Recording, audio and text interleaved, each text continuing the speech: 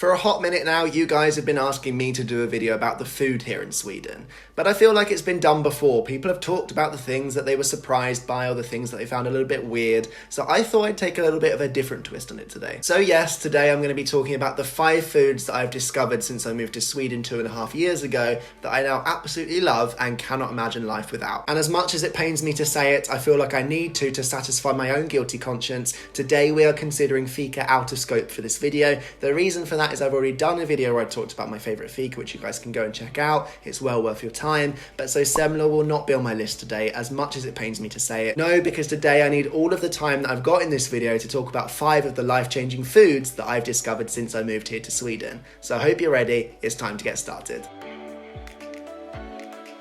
And the item that's kicking off today's list should come with a parental advisory warning for any Italian followers I might have out there, because this might just offend your ears. It's Köttfärssås on pizza. For those of you that don't know, Köttfärssås is the Swedish take on bolognese sauce, and though it's more typically paired with pasta, when I came to Sweden I discovered that you can also have it as a pizza topping. Yes, if you go to any of your city pizzerias, you are bound to find the Köttfärssås pizza, which is commonly paired with some type of salami, an onion, and then a whole pile of mincemeat. I should probably widen this item to include any type of Swedish pizza, to be honest, because there are some great variations out there that I would never thought of myself. I've never seen in any other country before. I mean, what about kebab pizza, for example? That was one of my first loves when I first moved here to Sweden. Well worth a try. Don't judge until you have. And to be honest, the secret here has got to be that the Swedes just take pizzas further than they have ever been before. They are more daring than the rest of us. They put all sorts of foods that you would never have thought should be combined on top of a pizza, and somehow it works. And just like with any experiment, you are bound to end up with some outliers that are probably best left in the test laboratory.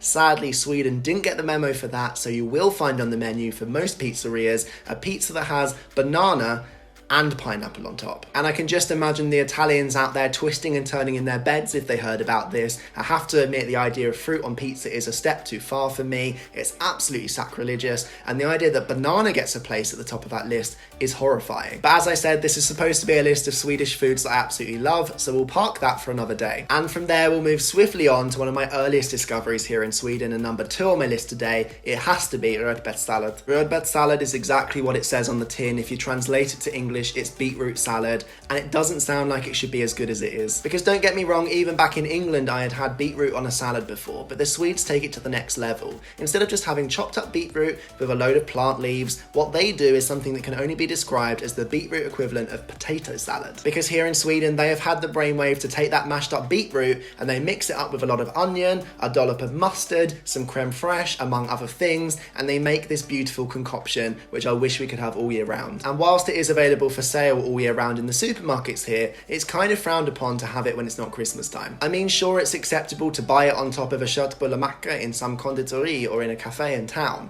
but if you're just going to buy a tub of rödbetssallad, you should probably wait until the week or 2 before Christmas. And as much as I crave this beautiful concoction the whole year round, I kind of also respect the fact that the Swedes also recognise that this is a cultural phenomenon and it deserves to be saved for the best occasions of the year. That said, I can't tell you that I would be disappointed if the lasting legacy of this very video was that this week there was a quadruple uplift in the sales of Rydbergs across the whole of Sweden. So once you're done watching this very video, chuck on your shoes, head down into town and pick up your tub of Rydbergs. I guarantee it's going to be the best night of the year. You will not be disappointed. And from one högtidsklassik to another one, the third thing on the list of foods that I just absolutely love since I moved to Sweden is pickled herring. Despite the rumours, pickled herring isn't something that you have every week or even every month in Sweden. It's usually reserved for the special occasions. They whip it out at midsummer, at Easter and at Christmas, but it's well worth the wait. And just like your typical international, I have to admit to the fact that to begin with, I was kind of sceptical about the idea of having pickled herring on my plate. And not to brag or anything, but I like to consider myself a bit of a success story in this space.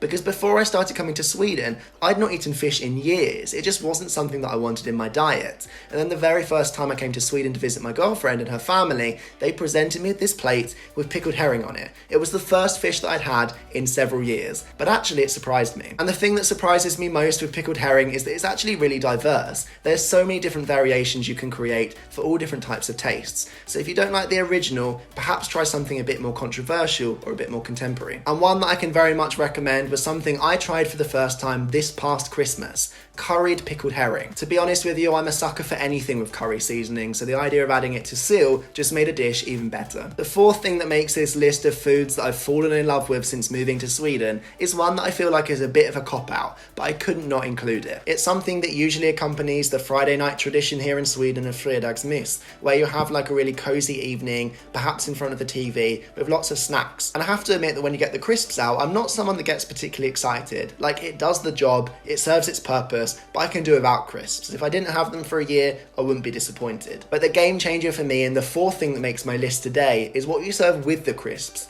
It's the dip, because the Swedes buy their dip in a powder form, and there's about 300 different varieties that you can choose from in any regular supermarket. And then they get home and they pair it with gräddfil, which is basically cream that's been pasteurized, cream that's gone off, that creates this really nice base that you then put your dip into. And if you haven't tried this before, guys, this is well worth your time. So jump down to your local supermarket, pick up your powder, pick up your gräddfil, mix them together, leave it in the fridge for a couple of hours, and then get it out when you're about to watch TV with your crisps. I'm actually getting quite hungry just thinking about this one. Good thing we've now reached the fifth and final thing on the list of Swedish foods that I just absolutely love, because I think I need to go make myself a snack in a moment. But I really couldn't finish this video without talking about Swedish pies. And I know what you guys are thinking. This is a bit of a fraud entry because Britain is famous for its pies. And if you're thinking that right now, you wouldn't be wrong at all. In the UK, we have lots of different types of pies. They come surrounded in pastry, this kind of stew-like substance, and then you have a puff pastry lid that goes on top. But I have to admit to you that I wasn't really bothered about pies when I was in the UK. I just didn't really get the point of it. And that's why for me, the Swedish pie really deserves its place on this list. It has totally converted me. I will always choose a pie now. I think it's just because the style is so different. They don't really cover the top. The pastry just goes around the outsides, so you can see the contents, and it's a soft pastry instead of a puff pastry, which I really prefer. And if you're wondering what some of my favorites are, I really recommend a kale pie, a broccoli pie, a taco pie,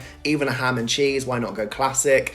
All very much worth your time, all very much enjoyable. And now that we've all worked up a bit of an appetite, I think it's high time that I finish this video before you abandon it, so that we can go to the kitchen and find ourselves a snack. But before I leave, I really want to know from you guys what you think about the 5 Swedish foods that made my list today. So if you can fight through the hunger, I'd encourage you to head down to the comment section below and let me know what you think. Is there anything I missed? Are there other foods that you really love here in Sweden that you really think deserve to be championed? You want to fight for that cause and you want it to be in the next video? Let me know down in the comments below. And then all that's left to say is thank you so much for watching another one of my videos. I really appreciate the support. Drop me a like if you haven't already. If you're not subscribed, you know what to do. Turn on that notification bell, then you'll be notified as soon as a new video comes out, and then you don't have to go looking for them. And then all that's left to say is thank you so much for checking out another one of my videos. Really appreciate you being here, and I will see you again very soon for another one. But until then, enjoy your meal, and I'll catch you guys later. Bye-bye.